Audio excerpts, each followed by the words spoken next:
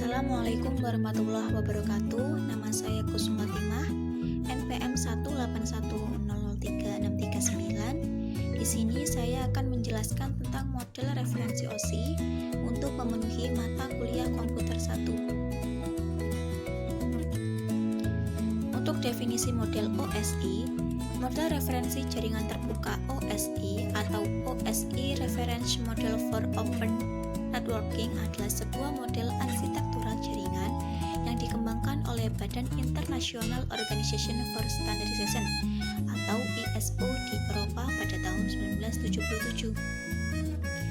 OSI sendiri merupakan singkatan dari Open System Interconnection. Model ini disebut juga dengan model 7 lapis OSI.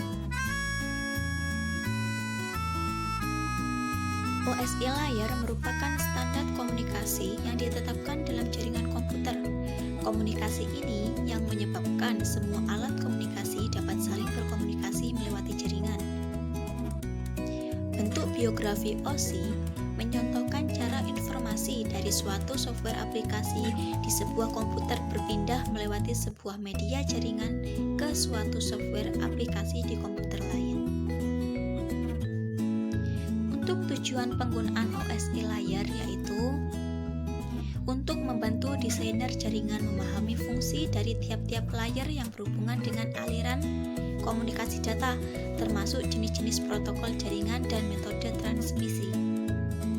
Berikut merupakan gambar dari OSI layer.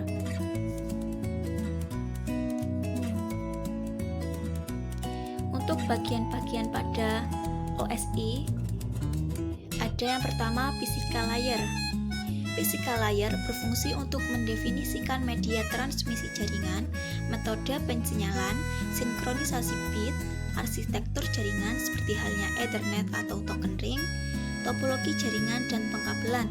Selain itu, level ini juga mendefinisikan bagaimana network interface card NIC dapat berinteraksi dengan media kabel atau radio.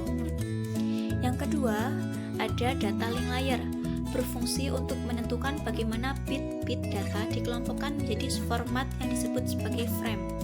Selain itu, pada level ini terjadi koreksi kesalahan, flow control, pengalamatan perangkat keras seperti halnya media access control address atau MAC address, dan menentukan bagaimana perangkat-perangkat jaringan seperti HUB, bridge, repeater, dan switch layer 2 beroperasi.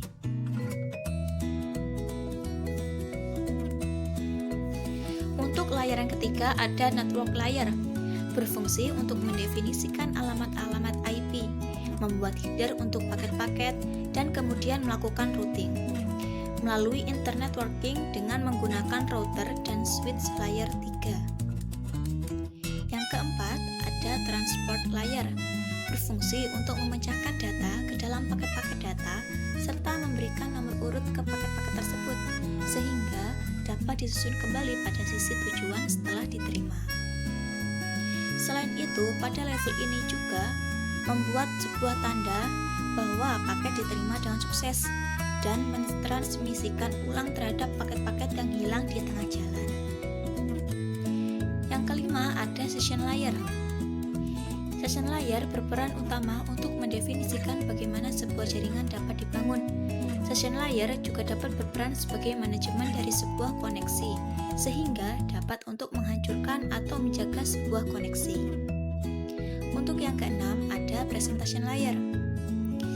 Presentation layer berfungsi sebagai penerjemah data yang akan ditransmisikan dari sebuah aplikasi atau untuk sebuah aplikasi. Dan yang terakhir ada application layer, merupakan perantara pada saat data mulai ditransfer dari satu komputer ke komputer lain dan merupakan lapisan akhir yang dilewati pada saat penerimaan data dari komputer klien. Untuk cara kerja OSI, untuk application layer merupakan mengirim data ke komputer lain. Kemudian presentation layer merupakan melakukan konversi email menjadi format jaringan. Untuk session layer membentuk sesi perjalanan data sampai proses pengiriman selesai dilaksanakan. Kemudian ada transport layer. Pengirim memecah data dan dikumpulkan lagi di transport layer penerima. Selanjutnya ada network layer, membuatkan sebuah alamat dan menuntun data sampai ke tujuan. Dan data link layer kemudian membentuk data menjadi frame dan juga alamat fisik. Lalu di physical layer, data akan dikirim lewat medium jaringan ke lapisan transport penerima.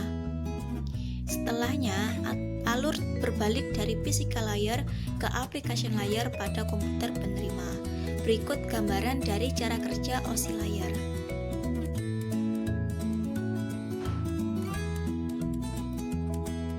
Untuk kelebihan OSI layer, yang pertama, memberikan pemahaman bersama dan referensi umum tentang networking kepada para profesional di bidang networking. Yang kedua, membagi tugas pada masing-masing layer. Yang ketiga, memungkinkan spesialisasi yang berbeda pada masing-masing layer. Yang keempat, dapat dijadikan bahan pertimbangan dalam troubleshoot masalah. Yang kelima, meningkatkan standar interoperabilitas antara jaringan dan perangkat.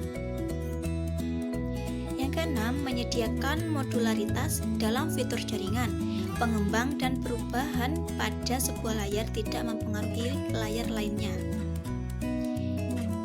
Sedangkan untuk kekurangan OSI layer, yang pertama, lapisan OSI bersifat teoritis dan tidak benar-benar melakukan fungsi yang sebenarnya. Yang kedua, implementasi dalam dunia industri jarang memiliki hubungan yang sama persis dengan lapisan pada OSI layer. Yang ketiga, protokol yang berbeda dalam stack melakukan fungsi yang berbeda yang membantu mengirim atau menerima pesan keseluruhan. Yang keempat, protokol yang berbeda-beda fungsinya pada tiap lapisan dapat mengirimkan atau menerima pesan.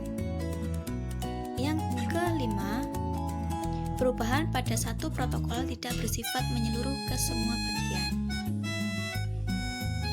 Demikian yang dapat saya jelaskan dari model referensi OSI. Apabila ada kesalahan dalam penyampaian, saya mohon maaf dan terima kasih atas perhatiannya. Saya akhiri. Wassalamualaikum warahmatullahi wabarakatuh.